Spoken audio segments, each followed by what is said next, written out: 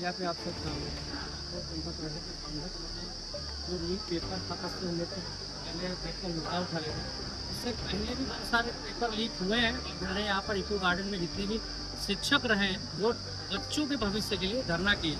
इससे पहले भी कांस्टेबल का पेपर लीक हुआ था, उसमें भी हम इसी गार्डन पे आए थे, धरना किए थे और इसका एग्जाम कंडक्ट करा। आज भी वैसी मुहिम को लेकर हमारे पूरे स्कूल के टीचर हैं, ऑफलाइन ऑनलाइन यहाँ पर धरना कर रहे हैं कि बच्चों की जो डिमांड है कि लेखपाल का जो पेपर लीक है उसको फैसले का देखा जाए, उसकी जाँच कराई जाए, उसको एग्जाम कराए।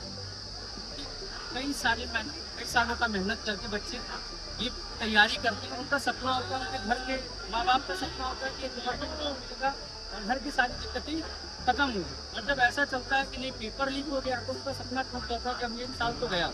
क्योंकि उत्तर प्रदेश में ये है कि एक गवर्नमेंट जॉब पाने के लिए कम से कम आपको 3 साल लगता है। मतलब स्टार्टिंग फॉर्म आने से लेकर अपॉइंटमेंट तक आपको 3 साल। अब अगर बच्चा नहीं उसके बाद से एज गया तो उसके बाद दूसरा मौका नहीं मिला। अगर दूसरा मौका एनी हाउ मिल भी जाता है तो क्या 100% गारंटी है कि अगली बार ये चीज़ें नहीं हों। तो इसी चीज़ को निष्पक्ष तरीके से एग्जाम कंडक्ट कराया जाए। प्लस जो UPSI एक सबसे बड़ा मुद्दा है, बहुत बच्चों का ये होगा कि शासन का एक अंग बनने जा रहे हैं और उसके बाद भी ऐसे पेपर पे इतनी हाई कट ऑफ मतलब कहा जाए कि जहाँ उम्मीद किया जा सकता था।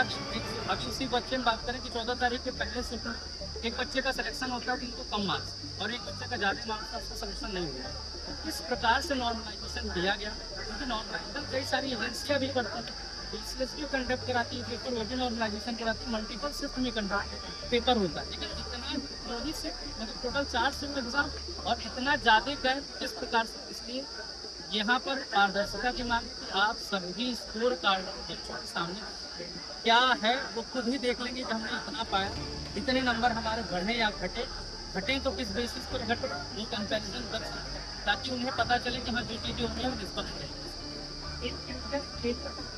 और कई सारी ऐसी चीज़ें भी होती हैं पेपर में कि पेपर बनाने वाले कुछ ऐसे सवाल भी रखे जाते हैं, उनके सवाल रखे जाते हैं, गलत सवाल भी रखे जाते हैं और उसकी वजह से उसका फाइनलाइजेशन भी नहीं होता है कि सवाल के नंबर मिले या नहीं मिले। ऐसा भी कंफर्मेशन नहीं होता तो बच्चा जोड़ के बैठा रहता है मेरा एक नंबर इस सवाल के मिलने चाहिए और नहीं मिलता। जैसे अभी बहुत सारे लोक सेवा आयोग के भी पेपर में ऐसा होता है, वो आंसर की देते हैं लेकिन फाइनल आंसर की चाहिए नहीं पता चलता है कि इसको सही माना गया है कि नहीं माना। सीधे लिस्ट आ जाती है ये रोल नंबर सेलेक्टेड है या नहीं। इससे पहले आप पूरी स्कोर कहाँ पर बच्चा गलती किया, कितने आपके रॉ मार्क्स, कितने आपके नॉर्मलाइज स्कोर हुए हैं, इस शिफ्ट में कितना बढ़ा, इससे बच्चों को कम से कम ये जाएगा कि हाँ हमें किस हिसाब से तैयारी करके कहाँ तैयार।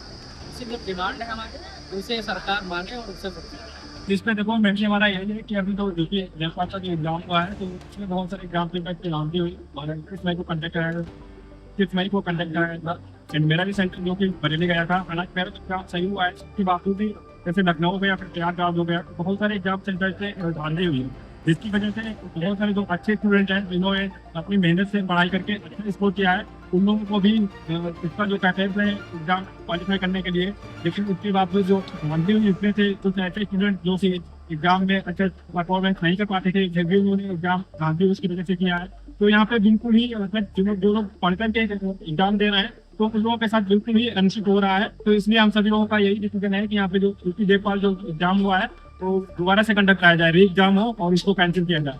सिर्फ हम लोगों का यही कहना है। एंड साथ ही UPSI का भी जो एग्जाम हुआ है तो वो भी उसका स्कोर कार्ड अभी तक जारी नहीं किया गया, तो इसका स्कोर कार्ड भी जारी किया जाए। बस हम चाहिए। आज हम लखनऊ के इको गार्डन में आए थे और लगभग 10 बजे यहाँ बच्चे एकजुट होना इकट्ठित हो गए थे और लगभग अभी 4 बज रहा है, लगभग 4 से 5 घंटे से यहाँ प्रोटेस्ट चल रहा है। कॉकरोच जनता पार्टी के जो अजीत दीप के जो फाउंडर हैं वो भी आ चुके हैं और इस प्रोटेस्ट में शामिल होकर जा चुके हैं।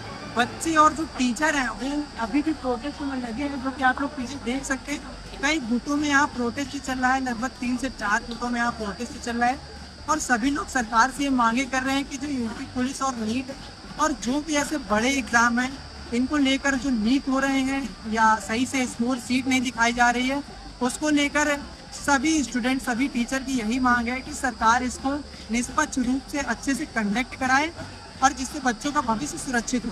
बहुत बहुत धन्यवाद। मैं सुधांशु मौर्य, कैमरामैन विनय कुमार के साथ DAT न्यूज़ नेटवर्क।